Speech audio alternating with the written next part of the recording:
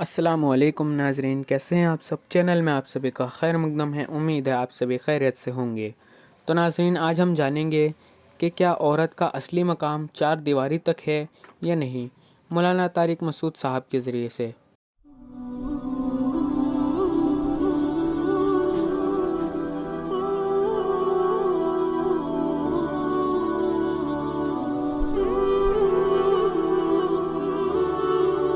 فلا تخضعن بالقول، قول میں نرمی پیدا مت کرو۔ فیطمع الذی فی قلبہ مرض، جس کے دل میں بیماری ہے نا اس کے دل میں طمع پیدا ہو سکتی ہے۔ یہ اللہ نے بیماری کا ذکر اس لیے کیا کہ جو صحابہ کرام ہیں ان کو تو بتا دیا گیا کہ نبی کی بیویاں تمہاری مائیں ہیں، اب ان سے تو خطرہ ختم ہو گیا۔ جو نیک لوگ ہیں، جب آپ کو بتا دیا جاتا ہے نا یہ آپ کی بیٹی ہے، تو اب آپ میں وہ کتنی بھی نرم لہجے سے آپ سے بات کرے، آپ کے دل میں اس کے لیے شہوت کے جذبات پیدا ہی نہیں ہوتے ہیں۔ دیکھیں، ایک عورت آپ کے لیے نامحرم تھی، آپ اس سے نکاح کر سکتے تھے، لیکن جب آپ اس کی بیٹی سے شادی کر لیتے ہیں تو آپ کی ساس بن جاتی ہے۔ اب جو بھی عزت دار آدمی ہوگا، ٹھڑک نہیں ہو اس کے دل میں، تو وہ اس کو اپنی ماں فرض کر لیتا ہے، اور وہ اب اس کا پردہ بھی ختم ہو گیا۔ اس سے کیوں ختم ہو گیا پردہ؟ ساس کا داماد سے پردہ کیوں نہیں ہے؟ کہ فتنے کا اندیشہ نہیں ہے کہ بھئی اللہ نے تمہاری ماں بنا دیا۔ تو جو بھی سمجھدار لوگ ہوں گے، سلیم الطبع ہوں گے، اب وہ اس کو ماں کی حیثیت سے دیکھیں گے۔ لیکن جن کے دل میں شہوت، حد سے بڑی ہوئی شہوت ہے، بیمار ہیں، وہ نیچرل نہیں ہے، تو وہ ان کو جو ہے نا ساس کو بھی ان سے بھی پردہ کرنا پڑے گا، اور ان کا دل سوتیلی بیٹیوں پہ بھی آ جاتا ہے۔ بعض دفعہ تو سگی بیٹیوں کے ساتھ بھی واقعات ہو جاتے ہیں جو ہمیں دن رات دیکھنے میں مل رہے ہیں۔ تو یہ نیچرل نہیں ہے، یہ وہ ہیں جو شہوانی درندے ہیں۔ تو کسی کا بہن کے اوپر اگر خدا نخواستہ برے جذبات اس کے دل میں پیدا ہو رہے ہیں تو یہ نیچرل نہیں ہے، بلکہ یہ شہوانی درندہ ہے۔ اور ماں پہ معاذ اللہ، یا ساس پہ یا بہو پہ کسی کے ایسے جذبات پیدا ہو رہے ہیں تو یہ نیچرل نہیں ہے، یہ شہوانی درندہ ہونے کی علامت ہے۔ کیونکہ انسان بہو کو بیٹی کی حیثیت سے دیکھتا ہے کہ یار میرے بیٹے کی بیوی ہے یہ، ساس کو دیکھتا ہے میری بیوی کی ماں ہے یہ۔ تو یہ اللہ کا بنایا ہوا نظام ہے۔ لیکن جب انسان فطرت سے ہٹتا ہے اور شہوانی درندہ بن جاتا ہے تو پھر اس کو یہ محرم رشتوں میں فرق ختم ہو جاتا ہے۔ تو جو بھی نیک لوگ ہیں، جب نبی کی زوجہ سے وہ بات کریں گے کوئی مسئلہ پوچھنے کے لیے، تو وہ کتنی بھی لچک ہو ان کے لہجے میں، تو اس سے ان کے دل میں جذبات پیدا نہیں ہوں گے، اس لیے کہ وہ ان کو ماں فرض کر چکے ہیں، وہ مان چکے ہیں کہ یہ ہماری ماں ہے۔ ان کے دل میں کوئی رغبت پیدا نہیں ہوگی، وہ تقدس غالب آ جائے گا ہر چیز پہ۔ لیکن جن کے دلوں میں بیماری ہے، شہوت زنا کا مرض ہے،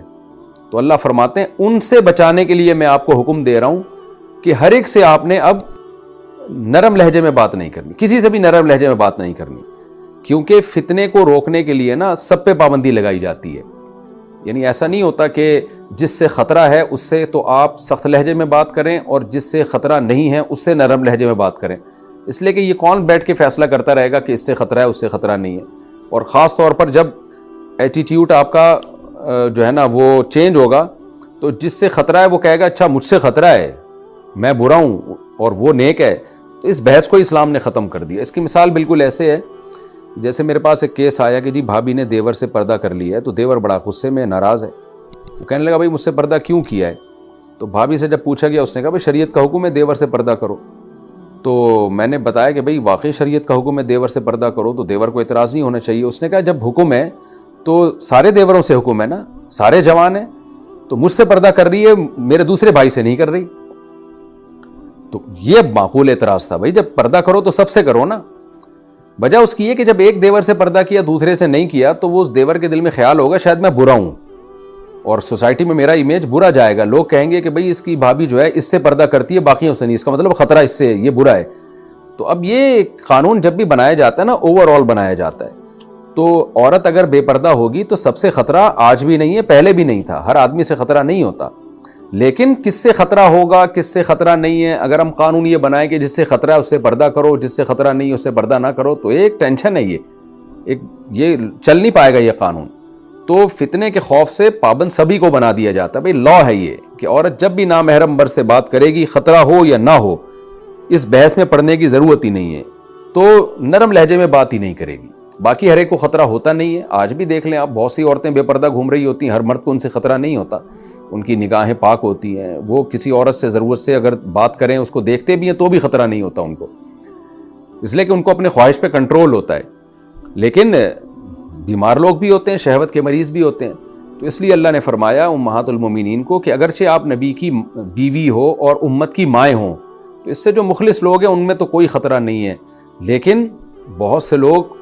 جن کے دل میں شہوت کا مرض ہے، نفاق کا مرض ہے یا شہوت کا مرض ہے، ان کے دل میں طمع پیدا ہو سکتی ہے، آپ کی طرف طبیعت مائل ہو سکتی ہے۔ تو لہذا حکم یہ دیا جا رہا ہے فتنے کو روکنے کے لیے کہ آپ نے کسی سے بھی نرم لہجے میں بات نہیں کرنی، یہ بھی جب بات کرنے کی ضرورت پڑے، جیسے کہ صحابہ آیا کرتے تھے مسائل پوچھنے کے لیے تو ضرورت پڑتی تھی،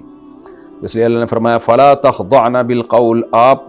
قول میں نرمی پیدا نہ کریں، فیطمع الذی فی قلبہ مرض، اس کے دل میں لالچ پیدا ہوگی جس کے دل میں مرض ہے، وقلن قولا معروفا، اور بات بھی قاعدے کے موافق کریں، شریعت کے مطابق بات کریں، یعنی طول نہ دیں کلام کو، اور کوئی ایسی بات نہ ہو جس سے اس کی طبیعت آپ کی طرف مائل ہونا شروع، ٹو دا پوائنٹ بات، تو حاصل اس کا یہ حکم صحابیات کو یعنی امہات المومنین کو دیا گیا، لیکن خوب سمجھ لیں اس پر پوری امت کا اجماع ہے کہ صحابیات کے واسطے سے یعنی امہات المومنین کے واسطے سے پوری امت کی عورتوں کو یہی حکم دیا گیا ہے، اور اجماع دلیل قطعی ہوتا ہے، یہ نہ سمجھیں کہ اس میں نبی کی بیویوں کے ساتھ خاص ہے یہ حکم، نہ، پوری امت کا اجماع ہے کہ نبی کی بیویوں کو حکم دیا گیا، اور اس کی وجہ یہ کہ فتنہ پیدا نہ ہو، تو یہ فتنہ تو جہاں بھی پیدا ہوگا وہاں یہی حکم ہے، تو جو بھی آپ کا نامحرم مرد ہے وہاں فتنے کا خطرہ ہے، فتنے کا یقین ہونا ضروری نہیں ہے، فتنے کا خطرہ ہونا کافی ہے، تو عورت کے لیے حکم یہ ہے کہ وہ نرم لہجے میں اپنے محرم لوگوں سے بات کر سکتی ہے، ہنسی مذاق اور بے تکلف ہونا اپنے باپ، اپنے بھائی، چچا، ماموں، ان سے تو ہو سکتی ہے، باقی جو بھی اسی طرح شوہر کے ساتھ، باقی جتنے بھی اس کے جو غیر محرم مرد ہیں جس میں چچا زاد بھائی، پھوپھی زاد بھائی، خالہ زاد بھائی، ماموں زاد بھائی، یہ کزن ہو گئے سارے، اور شوہر کے جو بھائی ہیں یہ دیور ہو گئے، یا جو بھی غیر مرد ہیں، باس ہو گیا آپ کے آفس میں اگر آپ کہیں جاب کر رہی ہیں، یا کوئی کلیگ ہے آپ کا، کسی کے ساتھ بھی آپ فری نہیں ہو سکتی،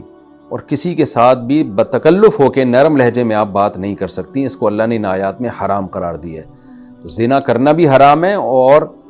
زنا کے لوازمات بھی اللہ نے حرام قرار دیا۔ آج اس کو فیشن سمجھا جاتا ہے، خواتین کو باقاعدہ فون پہ بات کرنے کا طریقہ سمجھایا جاتا ہے، تو اور اس کو اخلاقیات میں شامل کیا جاتا ہے، یہ اخلاقیات نہیں ہے، یہ سوسائٹی کو تباہ کرنے کا ذریعہ ہے۔ عورت کے اخلاق اس کے شوہر کے لیے اور اس کے محرم مردوں کے لیے، اجنبی لوگوں کے لیے اس کو ریزرو ہونا پڑے گا۔ ہاں کوئی خاتون ایجڈ ہو جائیں، ذرا ایج ہو جائے ان کی، بوڑھی ہو جائیں، جہاں فتنے کا اندیشہ ہی بالکل ختم ہو جائے، تو پھر ان کے لیے اللہ نے مستثنیات ہیں، وہ پھر اس سے مستثنی اس اصول سے۔ دوسرا حکم کیا دیا جا رہا ہے فتنے سے روکنے کے لیے؟ وَقَرْنَ فِي بُيُوتِكُنَّ، اپنے گھروں میں قرار پکڑو، وَلَا تَبَرَّجْنَ تَبَرُّجَ الْجَاهِلِيَّةِ الْأُولَى، اور پہلی جاہلیت کی طرح گھروں سے باہر نہ نکلو۔ پہلی جاہلیت کا کیا مطلب؟ کہ ایک جاہلیت تو وہ تھی جو اسلام آنے سے پہلے گزر چکی، دوسری جاہلیت جس کے مقابلے میں اس کو پہلی کہا جا رہا ہے، دوسری وہ ہے جو اسلام لانے کے بعد ہوگی، جب لوگ اسلام کے حکم پر عمل نہ کریں گے، جیسے بے پردہ ہو جائیں گی عورتیں۔ تو اللہ کہتے ہیں کہ جو اولا والی جاہلیت ہے نا، اس کو ریپیٹ کر کے دوسری جاہلیت مت لے کر آؤ، اس کو وہ دفن ہو چکی ہے، اس کو وہیں دفن کر دو۔ تو اس جاہلیت جو پہلی والی جاہلیت تھی کہ جس کو اگر تم نے فالو کیا تو جاہلیت ثانیہ بھی آ جائے گی، جاہلیت اخرى بھی آ جائے گی۔ وہ اخرى جاہلیت کیا ہوگی؟ اسی طرح نکلنا گھروں سے باہر اور گھر کی چار دیواری میں نہ رہنا، تو وہ والی جاہلیت نہیں لے کر آؤ۔ تو اس لیے پہلی والی جاہلیت کو فالو ہی نہ کرو جو گزر چکی ہے۔ وہ کیا گزر چکی ہے کہ قرن فی بیوتکن، اپنے گھروں میں قرار پکڑو، اور زمانہ جاہلیت جو پہلی جاہلیت کا دور تھا اس کی طرح گھروں سے باہر مت گھومو۔ یہ خوب سمجھ لیں، یہ آیت جو ہے نا وَلَا تَبَرُّجْنَا تَبَرُّجَ الْجَاهِلِيَّةِ الْأُولَىٰ، آج بعض اسکالر جو براڈ مائنڈڈ بنتے ہیں، اسلامی حکام کو انہیں توڑ موڑ کے رکھ دیا، وہ اس آیت کا مطلب یہ بیان کرتے ہیں کہ عورت اصل میں گھر کی چار دیواری کے لیے نہیں ہے، وہ بھی مردوں کے شانہ بشانہ گھومنے پھرنے کے لیے، وہ بھی جاب کرے، ملازمتیں کرے، گھر سے باہر جائے، تمام جو کام مرد کر رہے ہیں وہ سارے کام گھروں سے باہر نکل کے عورتیں بھی کریں۔ اور قرآن نے جو منع کیا ہے اور قرآن نے جو حکم دیا ہے کہ گھروں میں قرار پکڑو، تو یہ تو روکا ہے اس زمانہ جاہلیت میں جس طرح عورتیں بے پردہ ہو کے گھومتی تھی نا، اس طرح گھومنے سے منع کیا ہے، یعنی بے پردگی سے منع کیا جا رہا ہے، گھر سے باہر نکلنے سے منع نہیں کیا جا رہا۔ خلاصہ یہ تو یہ غلط تفسیر ہے۔ اس آیت کے سیاق و سباق سے بھی پتہ چلتا ہے، اور شریعت کے مزاج سے بھی پتہ چلتا ہے، اور اجماع امت سے بھی پتہ چلتا ہے کہ قرآن اصل میں یہ بتانا چاہ رہا ہے کہ تمہارا اصل جو مقام ہے وہ گھر کی چار دیواری ہے، جیسے مرد گھر سے باہر کام کے لیے جاتے ہیں تو عورت کا اصل وظیفہ گھر قرار فی البیوت ہے، وہ گھر سنبھالنے کے لیے اللہ نے اس کو پیدا کیا ہے۔ تو زمانے جاہلیت میں جیسے مرد اور عورت میں فرق ہی نہیں تھا، مرد جیسے گھر میں بھی باہر بھی، عورت بھی اسی طرح گھر میں بھی اور باہر بھی، تو یہ کام مت کرو، تمہاری اصل ذمہ داری قرار فی البیوت ہے۔ اس کی دلیل ایک اور صحیح مسلم کی حدیث ہے کہ جب یہ آیت نازل ہوئی نا تو عورتیں یہ سمجھنے لگیں کہ اب ہمارے لیے گھر سے نکلنا بالکل ہی حرام ہو گیا ہے۔ تو صحیح مسلم میں نبی صلی اللہ علیہ وسلم کی حدیث ہے کہ اللہ تعالیٰ نے تمہارے لیے کسی ضرورت سے گھر سے باہر نکلنے کو حلال قرار دے دیا ہے۔ تو اس آیت کے نازل ہونے کے بعد صحابیات جو تھیں وہ سمجھنے لگیں کہ اب گھر میں ہی رہنا فرض ہے، گھر سے باہر ہم کسی صورت میں نکل ہی نہیں سکتے۔ تو اللہ کے نبی نے فرمایا کہ نہ، ضرورت کے وقت تم گھر سے باہر نکل سکتی ہو۔ تو اس سے صاف پتہ چلتا ہے کہ اصل اسلام یہ چاہتا ہے کہ عورت گھر کی چار دیواری کو سنبھالے۔ جاب کرنا، میدان جنگ میں لڑنا، یہ سب چیزیں عورتوں کے لیے نہیں ہیں، لیکن عورتوں کو ان چیزوں پہ لایا جا رہا ہے، اور چند خواتین کو لا کے پھر ان کے انٹرویوز لیے جاتے ہیں کہ دیکھو کیسی کامیاب عورتیں ہیں۔ یہ نہیں دیکھا جا رہا کہ اس سے ہمارا فیملی سسٹم سارا تباہ ہو رہا ہے، اور 4-6 عورتوں کو آپ نے گھر سے باہر نکال دیا تو اس سے سوائے اس کے کہ وہ جو گھر کے اندر ہے وہ احساس کمتری میں جا رہی ہیں اور کچھ بھی نہیں ہو رہا، وہ بھی گھر سے باہر نکلیں گی پھر تو گھر کون سنبھالے گا؟ پھر گھر تھوڑی رہے گا۔ میاں بیوی دونوں صبح نکلیں گے اور شام کو ایسے گھر میں ملیں گے جیسے ہوٹل میں، وہ بھی تھکی ہوئی یہ بھی تھکے ہوئے، بچے کون پالے گا؟ بچے پیدا کون کرے گا؟ وہی حساب ہوگا جو جاپان اور سوئٹزرلینڈ اور ان ملکوں کا ہوا ہے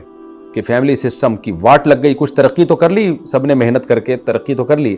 لیکن اس ترقی سے نیچر سے ہٹ گئے، وہ تباہ و برباد ہو گئے، خودکشیاں۔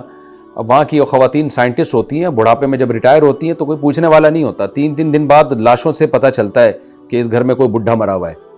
تو اسلام اس کو پسند نہیں کرتا۔ یہاں اسلام نے کہہ دیا کہ عورت کا اصل جو مقام ہے وہ گھر کی چار دیواری ہے۔ ہاں، ضرورت کے وقت نکلنا جائز ہے، تو یہ ضرورت حج کی بھی ہو سکتی ہے، اور ضرورت جو ہے کوئی خاتون بیچاری محتاج ہے تو ملازمت کی ضرورت ہو سکتی ہے ایسے موقع پہ جب کھانے کو کچھ ہے ہی نہیں اس کے پاس، یا وہ شعبے جن میں خواتین کی مدد کر سکتی ہیں، جیسے میڈیکل سائنس میں گائنی کا شعبہ خاص طور پر، اب وہاں تو خواتین ہی کی ضرورت ہوتی ہے، تو وہ ضرورت میں داخل ہے۔ اسی طرح کبھی کبھار تفریح کے لیے نکلنا، گھر میں رہتے آج کل گھر بھی بہت تنگ ہوتے ہیں، اور باپردہ عورتیں تو بیچاری بہت زیادہ اس ماحول میں گھٹن کا شکار ہوتی ہیں، تو تفریح کے لیے شوہر کے ساتھ یا کسی محرم کے ساتھ گھر سے باہر نکلنا وہ بھی ضرورت ہی میں داخل ہے۔ میں تو اسی وجہ سے دیندار لوگوں کو کہتا ہوں کہ تمہاری عورتیں اگر پردہ کرتی ہیں تو ان کو اپنے ساتھ ٹریولنگ پہ لے جاؤ، کیونکہ وہ گھر میں رہنے والی عورتیں ہیں،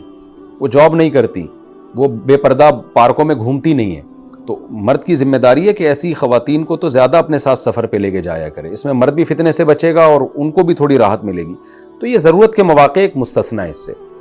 یا گھر بہت تنگ ہے تو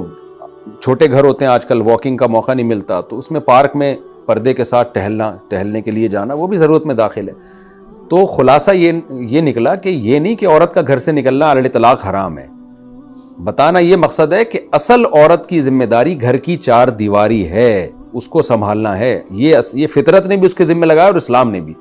اور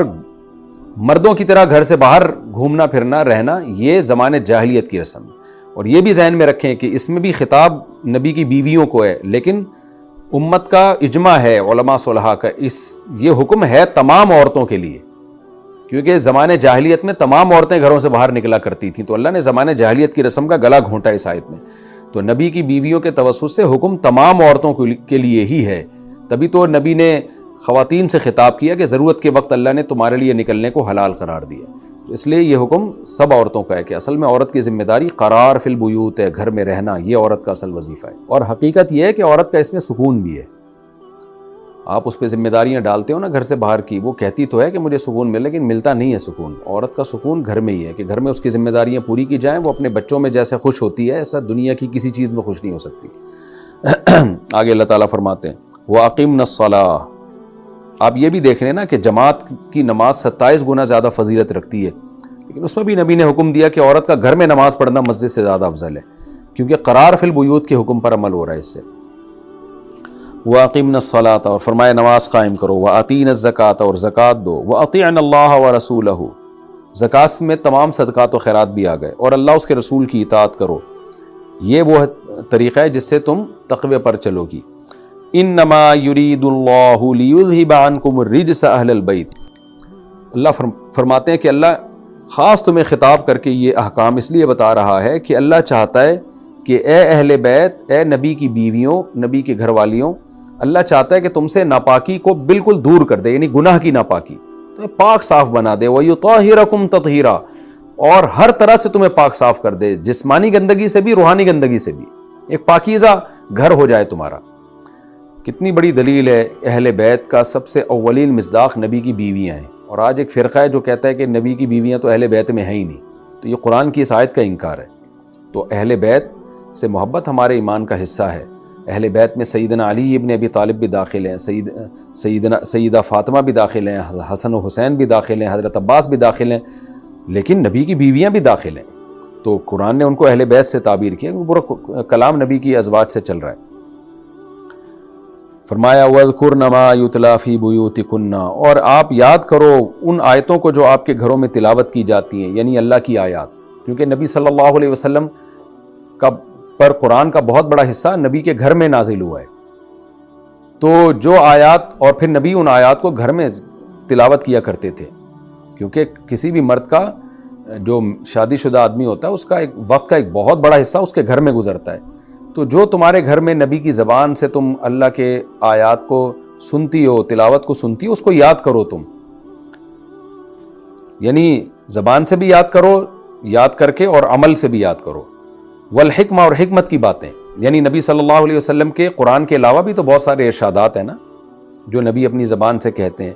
یہ آیت بھی اس بات کی دلیل ہے کہ حدیث بھی حجت ہے۔ بہت سے جو منکرین حدیث ہیں نا وہ کہتے ہیں کہ صرف قرآن پر ہمیں چلنے کا حکم ہے، نبی کی باتوں کی کوئی ویلیو نہیں ہے دیتے وہ۔ تو اللہ نے قرآنی آیات کے ساتھ حکمت کو الگ سے تذکرہ کیا ہے۔ وہ حکمت کیا ہے؟ نبی کے احکامات۔ تو نبی جو تمہیں نصیحت کی باتیں کرتے ہیں گھر میں، اچھی باتیں جو ہمیں ملتا ہے حدیث میں کتنا کچھ، جو آپ نے اپنے گھر میں نصیحتیں کی، پھر امہات المومنین نے وہ ہمیں پہنچائیں، تو جو حکمت کی باتیں اور اللہ کی آیات ہیں ان کو یاد رکھو۔ ان اللہ کان لطیفا خبیر، اللہ باریک بین باخبر ہے۔ باریک بین کا مطلب دلوں کے راز کو بھی جانتا ہے، چھوٹی چھوٹی معمولی خبریں بھی اللہ جانتا ہے۔ تو جس کا علم اتنا کامل ہو اس سے ڈرنا چاہیے، اس کی مخالفت نہیں کرنی چاہیے، اور اس امید پر نیکی کرنی چاہیے کہ وہ کسی بھی نیکی کو ضائع نہیں کرے گا۔ یہ رکوع بھی الحمدللہ ہمارا کمپلیٹ ہو گیا، اور اس رکوع میں ہمیں پردے کے بہت احکام ملتے ہیں۔ آج خواتین کو اخلاق سکھائے جاتے ہیں، ایئر ہوسٹس کے دیکھیں نا کیسے خوبصورت اخلاق ہوتے ہیں، تو اس اخلاق پہ اس کو تنخواہ ملتی ہے، اجر نہیں ملتا۔ اجر جو ہے وہ اللہ نے عورت کے لیے نامحرم سے پردہ ہی رکھا ہے، نامحرم سے فری ہونے کی اس کو اجازت نہیں ہے، ریزرو رہے وہ، یہ اخلاقیات میں داخل نہیں ہے۔ تو ہاں آپ کے جو محرم ہیں یا آپ کا شوہر ہے ان سے عورت فری ہو، ان سے بے تکلف ہو سکتی ہے۔ تو مغربی سوسائٹی کا انجام دیکھ کے ہمیں اندازہ لگا لینا چاہیے۔ اور دوسرا ہمیں اہم حکم یہ پتہ چلا کہ بھئی عورت کے لیے اصل حکم یہ ہے کہ گھر میں قرار، عورت گھر والی، تو اس کا نام بھی دیکھیں گھر والی ہے۔ اہل بیت، بیت گھر کو کہتے ہیں نا، اللہ نے ان کو گھر والا کہا۔ لوگ کہتے ہیں نا اب میری گھر والی میکے گئی ہوئی ہے، تو گھر والی ہی کہنا چاہیے تاکہ اس کو پتہ چلے میں گھر میں رہنے والی مخلوق ہوں۔ شادی بھی ایسی خاتون سے کرنی چاہیے جو گھر میں رہنے والی ہو۔ آج لوگوں کو ایجوکیٹڈ لڑکیاں چاہیے، اور ایجوکیشن سے ان کا مقصد تعلیم نہیں ہوتا کہ پڑھی لکھی ہوگی، بلکہ مقصد جاب کروانی ہے ان سے۔ تو پھر طلاقوں کا ریشو بڑھ رہا ہے اسی بیس پہ۔ تو نکاح میں ترغیب اس عورت کو دیں جو گھر والی ہو، جو آپ کا گھر سنبھالے۔ شادی میں آپ پیغام بھیجتے ہوئے کہیں بھائی ہمیں گھر ہوم ہاؤس وائف چاہیے، ہمیں ہوم میکر چاہیے جو گھر کو سنبھالے۔ یہ فطرت ہے مرد کی، جو اچھے مردوں کی یہ فطرت ہے کہ وہ ان کو عورت گھر کے لیے چاہیے ہوتی ہے، اس لیے اس کا نام بھی اللہ نے گھر والی رکھا ہے۔ تو یہ بھی ہمیں حکم پتہ چلا۔ تیسری بات جو ہمیں پتہ چلی ان آیات میں وہ یہ ہے کہ عورت کو چاہیے کہ اگر اس کا شوہر غریب ہے لیکن دیندار ہے تو اس کی غربت میں اس شوہر کے ساتھ گزارا کر لے، اس کا آخرت میں اس کو اجر ملے گا۔ آج بہت سے علماء ہم نے دیکھے بیچارے مالی لحاظ سے کمزور ہوتے ہیں، وہ نہیں بیویوں کو اس اسٹینڈرڈ کا کھلا سکتے، ان کی عورتیں ہر وقت تانے دے دے کے شوہروں کو مارتی رہتی ہیں۔ تو بھئی اگر کمپرومائز کر لیں گی تاکہ وہ دین کی خدمت اچھے طریقے سے کر سکیں، اس غربت میں گزارا کر لیں، تو اللہ آپ کو قیامت کے دن بہت بڑا اجر دے گا۔ اور اس میں مرد کو بھی ترغیب ہے کہ اگر بھائی تم عورت کے اسٹینڈرڈ کی زندگی اس کو نہیں دے سکتے تو زبردستی اس کو اپنے ساتھ گھسیٹنے کے بجائے بہتر ہے کہ اس کو طلاق کا آپشن دے دو، طلاق کا اختیار دے دو، تاکہ وہ کہیں اور نکاح کرنا چاہے تو کہیں اور نکاح کر سکے، اور روز کی جو گھر میں چک ہو رہی ہے وہ ختم ہو جائے۔ لیکن یہ جب ہے جب مرد پھر برداشت بھی کر لے اس کو بعد میں، یعنی طلاق کے بعد ایسا نہ ہو وہ زنا کی طرف چلا جائے یا اتنا عشق ہو چکا اس کو کہ وہ پاگل ہی ہو جائے۔ ایسا بھی کیسز آتے ہیں کہ نارمل، بہرحال یہی مشورہ دیا جائے گا مرد کو نارمل کنڈیشن میں بعض دفعہ مرد کو بے تحاشا محبت ہوتی ہے، وہ کسی قیمت پہ چھوڑنا گوارا نہیں کرتا، تو پھر ایسی صورت میں تو ظاہر ہے یہ نہیں مشورہ دیا جائے گا۔ اس کا بھی ہمیں حدیث سے ثبوت ملتا ہے کہ ایک صحابیہ تھی، ان کی زوجہ تو تھی، ان کے حرکتوں پر یعنی ان کے اعمال پر صحابی کو اعتراض تھا، بہت معاملہ ان کا حد سے تجاوز کر گیا تھا۔ تو جب انہوں نے نبی کو بتایا تو نبی نے فرمایا ان کو طلاق دے دو۔ انہوں نے کہا یا رسول اللہ میں نہیں اس کے بغیر رہ نہیں سکتا، تو پھر آپ نے فرمایا اذن فامسکھا، پھر ٹھیک ہے طلاق مت دو، رکھو۔ تو یہ کچھ احکام تھے، اور یہ بھی ایک فقہی حکم ہمیں اس رکوع میں پتہ چلا کہ طلاق کا اختیار مرد کے پاس ہے، کیونکہ مرد اگر بیوی کو طلاق کا اختیار دے گا تو اس کے پاس آ رہا ہے، جب تک نہیں دے گا تو اس کے پاس نہیں جا رہا۔ اس لیے میں بار بار یہ مسئلہ بتاتا ہوں کہ جج اپنی بیوی کو طلاق دے سکتا ہے، دوسروں کی بیویوں کو طلاق نہیں دے سکتا وہ۔ اور یہ بھی پتہ چلا کہ جیسے مرد کے پاس طلاق کا اختیار ہے، اگر وہ بیوی کو طلاق کا اختیار دے دیتا ہے تو بیوی کے پاس بھی طلاق کا اختیار چلا جاتا ہے۔ اچھا، اس میں طلاق کا اختیار یہ نہیں جاتا کہ بیوی شوہر کو طلاق دے سکتی ہے، نہ، شوہر کو طلاق بیوی کسی صورت میں نہیں دے سکتی، بیوی اپنے آپ کو طلاق دے سکتی ہے شوہر اگر اختیار دے دے۔ تو یہ جو نکاح نامے میں لکھا ہوتا ہے نا کہ کیا بیوی کو شوہر طلاق کا اختیار دیا گیا ہے، تو خوب سمجھ لیں، نکاح نامے میں اگر کسی نے سائن کر دیا نا کہ میں نے بیوی کو بھی طلاق کا اختیار دیا، تو اس سے طلاق کا اختیار نہیں جائے گا، کیونکہ نکاح نامہ فل کیا جاتا ہے شادی سے پہلے، اور شادی سے پہلے ہی اگر کوئی اپنی بیوی کو طلاق کا رائٹ دے دے تو وہ رائٹ اس کے پاس نہیں جاتا بیوی کے پاس، خوب سمجھ لیں۔ تو یہ نکاح کے بعد دے گا تو ہوگا اختیار، یا ایجاب و قبول میں یہ اختیار بڑھا دیا جائے، جیسے کوئی شخص یہ کہے کہ میں نے اس عورت سے نکاح کیا، قاضی کہے کہ میں نے تمہارے اس عورت سے نکاح کیا، اس شرط کے ساتھ کہ اس کے پاس بھی طلاق کا حق ہوگا، تو شوہر کہے ہاں میں نے قبول کیا تو حق جائے گا۔ پہلے اگر رائٹ دے دیا نکاح سے پہلے ہی تو اس کا، کیونکہ نکاح نامہ تو پہلے ہی فل کر لیا جاتا ہے نا، تو اس میں کوئی رائٹ وائٹ نہیں جائے گا، یہ خوب سمجھ لیں۔ تو اگر بیوی کو طلاق کا اختیار دیا جائے تو یا تو ایجاب و قبول میں الفاظ بڑھائے جائیں، یا نکاح کے بعد شوہر کہے کہ جیسے میرے پاس طلاق کا اختیار ہے میں تمہیں بھی دے رہا ہوں۔ پھر وہ اختیار محدود بھی دیا جا سکتا ہے، یعنی اس کو وقت کے ساتھ مقید بھی کیا جا سکتا ہے، اور قیامت تک کے لیے بھی اختیار دیا جا سکتا ہے، اور کسی شرط کے ساتھ معلق بھی کیا جا سکتا ہے۔ جیسے ہندوستان میں جب عورتوں پہ بہت ظلم ہو رہا تھا تو حضرت مولانا اشرف علی تھانوی رحمہ اللہ نے یہ تحریک چلائی تھی کہ بھئی خواتین پہ بہت زیادہ زیادتی ہو رہی ہے، تو نکاح میں جو ہے نا طلاق کی شرط بڑھا دی جائے، یعنی کسی شخص کو یہ خطرہ ہو، ہر ایک کے لیے نہیں تھا، یہ اس سے تو فیملی سسٹم تباہ ہونے کا خطرہ ہے، لیکن جہاں یہ خطرہ ہو نا کہ داماد بعد میں کہیں بہت زیادہ ظلم نہ کرے، تو پھر یہ یوں کہہ دیا جائے کہ بھئی ہم نے آپ کا نکاح اس خاتون کے ساتھ اس شرط پہ کیا کہ اس خاتون کو طلاق کا اختیار ہوگا، لیکن اس اختیار کو معلق کر دیا جائے کہ یہ اختیار اس وقت ہوگا کہ اس لڑکی کے خاندان کے دو مرد یہ سمجھتے ہوں کہ اس پر واقعی ظلم ہو رہا ہے، اور اس ظلم کا تلافی اب اسی طرح سے ہو سکتی ہے کہ اس عورت کو طلاق دے دی جائے، کیونکہ مولانا اشرف علی تھانوی رحمہ اللہ نے لکھا کہ عورت کے مزاج میں جلد بازی ہے، تھوڑا سی مرد کی طرف سے زیادتی ہوگی دھڑ سے طلاق واقع نہ کر لے، پھر بعد میں پچھتاتی پھرے گی، برداشت کم ہے اس میں، تو اس لیے فرمایا کہ اس کو طلاق کا معلق اختیار جو دیا جائے نا، طلاق کا اختیار دیا جائے، اس کو معلق کر دیا جائے کہ دلہن کے جو ہے نا خاندان کے دو مرد یہ سمجھتے ہوں، ماموں چچا مثال کے طور پر، یا ابا اور چچا یہ سمجھتے ہوں کہ بھئی ہماری بچی پہ اتنا ظلم ہو رہا ہے کہ، اور یہ اب یہ داماد سدھرنے کا نام بھی نہیں لے رہا، تو اب ہم یہ فیصلہ کرتے ہیں کہ اب یہ وہ اسٹیج ہے کہ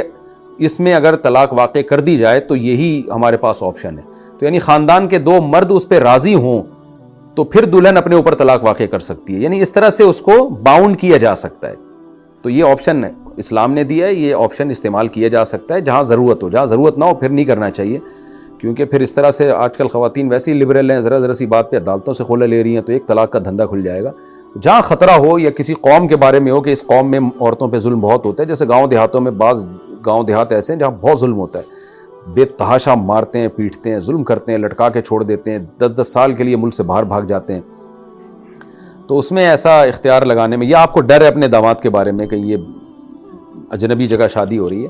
تو وہاں پھر طلاق کا ایک یعنی آپشن دیا جا سکتا ہے۔ آپشن میں نے بتایا محدود وقت کے لیے بھی کہ بھئی طلاق کا رائٹ ہے 1 مہینے کے لیے یا 1 سال کے لیے، یہ بھی ہو سکتا ہے کہ بھئی 1 سال تک حق ہے تمہارے پاس، 1 سال کے بعد یہ حق ختم ہو جائے گا، اور معلق بھی کیا جا سکتا ہے کہ بھئی طلاق کا حق تمہارے پاس ہے بشرطے کہ تمہارے خاندان کے 2 افراد اس پہ راضی ہوں، یا یہ کہ کوئی بھی شرط لگائی جا سکتی ہے، وہ تو خود ہی وہ فیصلہ کریں گے خاندان کے بڑوں کو بیچ میں ڈال کے۔ لیکن اگر کوئی یعنی شوہر نے ویسے ہی اختیار دے دیا بغیر کسی شرط کے اور کوئی ٹائم کے بغیر، یعنی مجلس میں بیوی بیٹھی ہوئی ہے اور اس کو کہہ دیا کہ تمہیں طلاق کا اختیار ہے، تم چاہو تو دے دو، تو پھر خوب سمجھ لیں اس مجلس کے ساتھ خاص ہوتا ہے. مجلس برخاست ہو گئی تو وہ ختم ہو جائے گا. ہاں شوہر اگر کہے ہمیشہ کے لیے تو پھر ہمیشہ کے لیے رہے گا، یا کوئی ٹائم مینشن کر دے تو اس ٹائم تک کے لیے. اگر اسی مجلس میں اختیار دیا ہے نا تو پھر اسی مجلس کے ساتھ خاص رہے گا. تو آپ نے جانا کہ عورت کا اصل مقام چار دیواری تک ہے یا نہیں. اگر ویڈیو اچھی لگی تو ویڈیو کو شیئر ضرور سے کریں اور لائک بھی کریں. چینل کو سبسکرائب کریں، بیل نوٹیفیکیشن کو لازمی سے آن کریں. السلام علیکم.